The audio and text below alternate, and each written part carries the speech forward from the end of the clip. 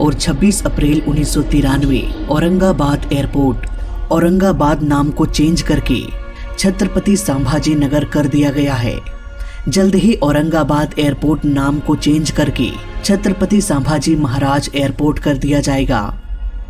इसी एयरपोर्ट में Indian airline का एक विमान फ्लाइट 491 छत्रपति संभाजी महाराज एयरपोर्ट से उड़ान भरने की तैयारी कर रहा था। ये बोइंग 737-200 मॉडल का प्लेन था। वैसे तो बोइंग 737 के बहुत सारे मॉडल्स आज मार्केट में आ चुका है। छत्रपति संभाजी नगर में जो इंडियन एयरलाइन टेक ऑफ करने की तैयारी कर रहा था वो बोइंग 737-200 मॉडल का प्लेन था, जो कि काफी पुराना प्लेन है। इसे साल 1968 में लॉन्च किया गया था। इस प्लेन में पैसेंजर्स के लिए मिनिमम सीट्स 90 के आसपास होती है। एयरलाइन कंपनी अक्सर सीट्स को अरेंज करके सीटों की संख्या को बढ़ा देते हैं ताकि ज्यादा से ज्यादा लोग सफर कर सके और अच्छा खासा प्रॉफिट भी बनाया जा सके। इंडियन एयरलाइन फ्लाइट 491 के सीट को भी बढ़ाकर 126 कर दिया गया था। इस प्लेन में 112 लोग सवार हो गए। प्लेन में 2 पायलट्स और 4 क्रू मेंबर्स भी मौजूद थे, यानी कि कुल 118 लोग प्लेन में सवार हो गए। फ्लाइट 491 की ये चौथी उड़ान होने वाली थी। यहाँ से उड़ान भरने से पहले ये प्लेन दिल्ली से जयपुर, उदयपुर से होते हुए छत्रपति संभाजी नगर आ चुकी थी। उस दिन इस प्लेन को आखिरी टेक ऑफ करके बम्बई जाना था। प्लेन को 38 वर्षीय कैप्टन एसएन सिंह उड़ा रहे थे। कैप्टन को करीब 6 साल पहले 1986 में को पायलट का लाइसेंस मिला और सिर्फ 1 साल पहले यानी कि 1992 में वो कैप्टन बने। उस वक्त इनके पास 4963 फ्लाइट आवर का एक्सपीरियंस था, लेकिन उन्होंने बोइंग 737 को सिर्फ 1720 घंटों तक उड़ाया था। वहीं को पायलट मनीषा के पास 1172 फ्लाइट आवर का एक्सपीरियंस था और इन्होंने बोइंग 737 को सिर्फ 920 घंटों तक उड़ाया। ये फ्लाइट ऑलरेडी 3 बार टेक ऑफ कर चुकी थी, इसलिए कैप्टन सिंह ने यह डिसाइड किया कि प्लेन में फ्यूल भर लेते हैं। फ्यूल ट्रक को बुलाया गया। इसमें भी 20-30 मिनटों का समय लग गया। ये प्लेन ऑलरेडी आधे घंटे लेट चल रही थी। फाइनली फ्यूल भरने के बाद कैप्टन ने एटीसी से क्लियरेंस मांगा। कंट्रोलर ने कहा कि आप रनवे 09 पर चले जाइए। प्लेन अब टैक्सीवे से होते हुए रनवे की ओर निकल गया। दोपहर के करीब 1 बजे एटीसी ने टेक ऑफ परमिशन दे दिया। अब धीरे धीरे ये प्लेन रनवे पर रन करते हुए आगे की ओर बढ़ने लगा, लेकिन एक बहुत बड़ी आफत प्लेन के रास्ते में दस्तक देने वाली थी। एयरपोर्ट के ठीक बाहर एक रोड बना हुआ था। इसी रोड से होते हुए एक ओवरलोड ट्रक आ रही थी। इस ट्रक में कॉटन लोड किया गया था। कॉटन का वजन हल्का होता है, इसलिए ओवरलोड की वजह से ट्रक की हाइट बढ़ गई।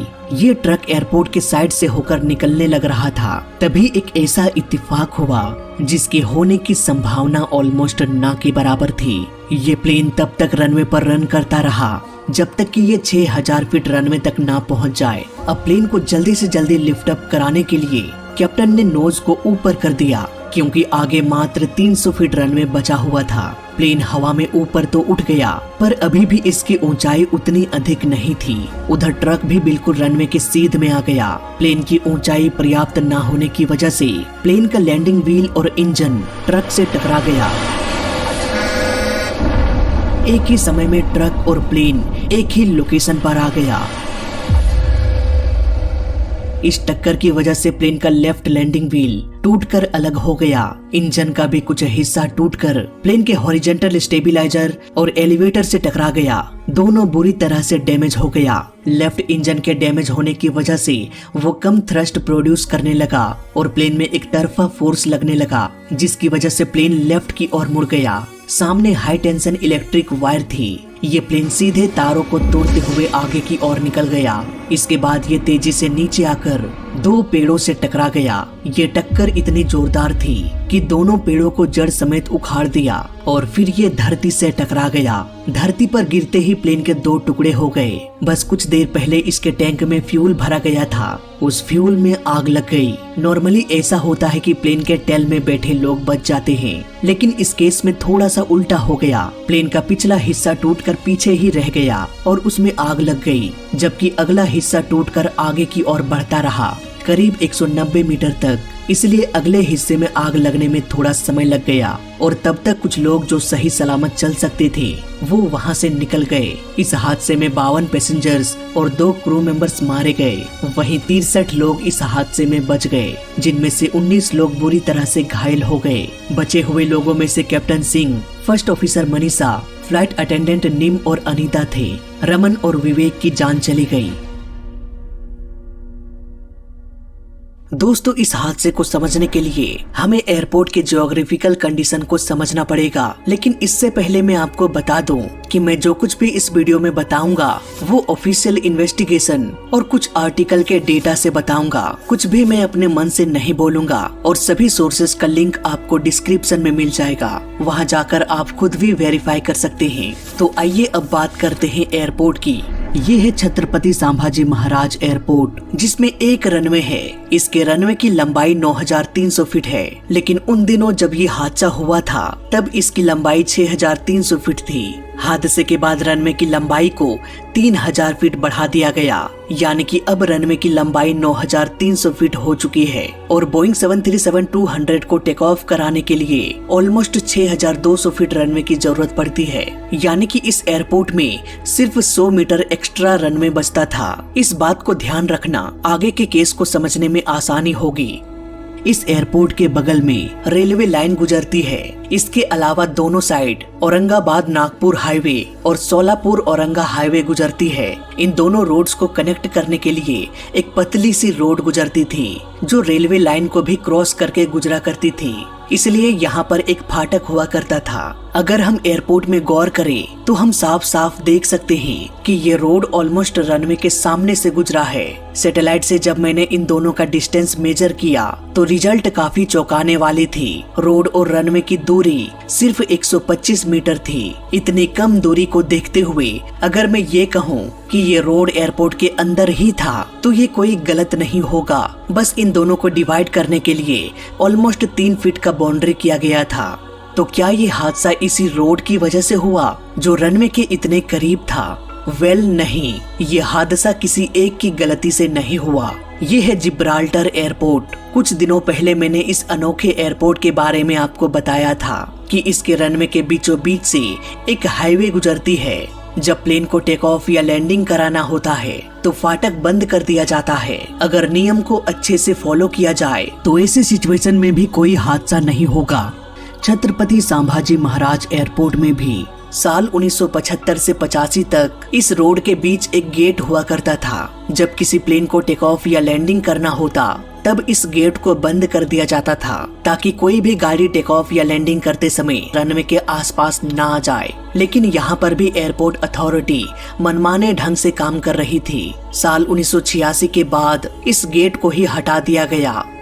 इसके बाद कोई भी गाड़ी मनमाने ढंग से इस रोड में आ जा सकती थी। कोई फर्क नहीं पड़ता कि प्लेन आ रहा है कि जा रहा है। जांचकर्ताओं ने पाया कि एयरपोर्ट के पास की सड़कों में नियम फॉलो नहीं किया जा रहा था। इसकी जिम्मेदारी NAA यानी कि नेशनल एयरपोर्ट अथॉरिटी की थी। लेकिन ये कभी एक दूसरे से पूछताछ भी नहीं किया करते थे कि कोई गाड़ी आ रही है या नहीं। हादसे के बाद सभी अधिकारी एक दूसरे पर दोष डालने की कोशिश कर रहे थे।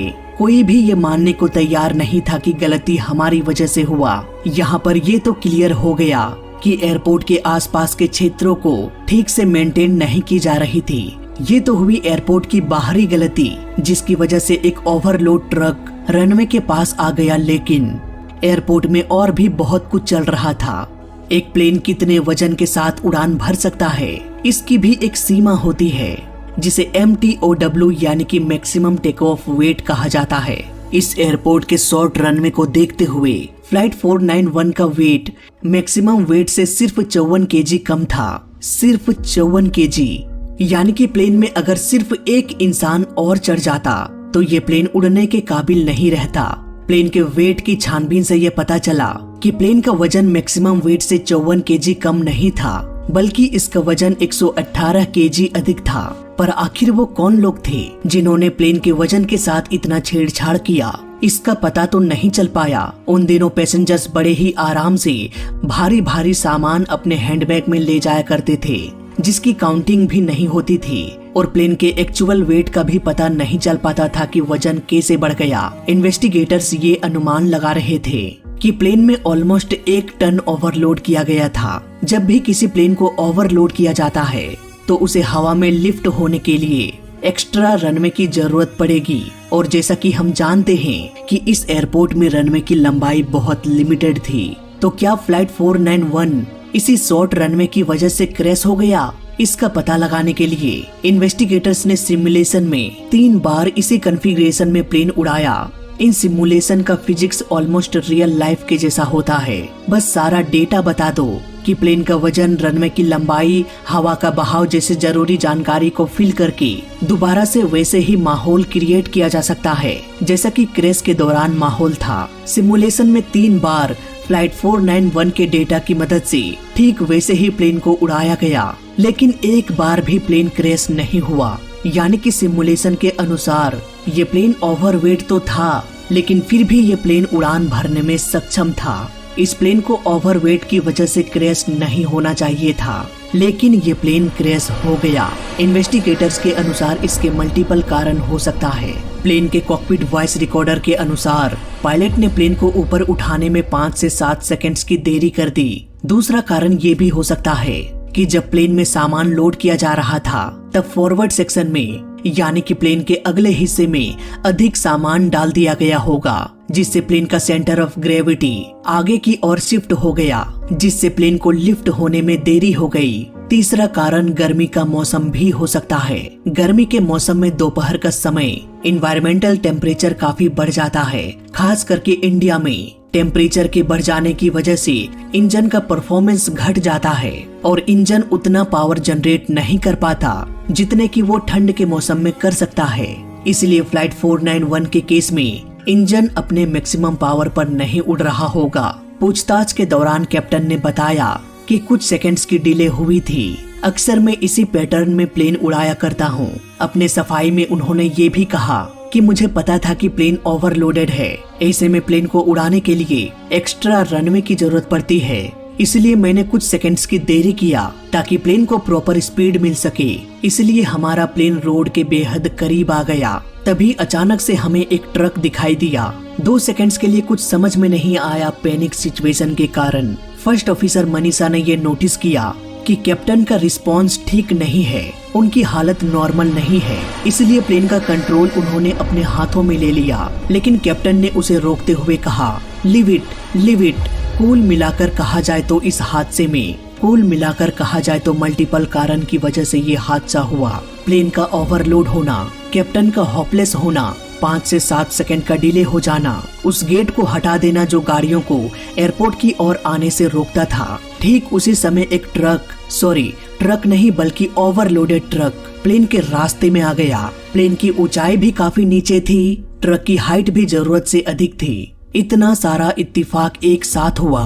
अगर एक भी इत्तेफाक ना होता तो ये हादसा टल सकता था। इस हादसे के बाद रनवे की लंबाई 3000 फीट बढ़ा दिया गया। आज भी वो रोड मौजूद है जहां पर ये हादसा हुआ था, पर अब उस रोड को बंद कर दिया गया है।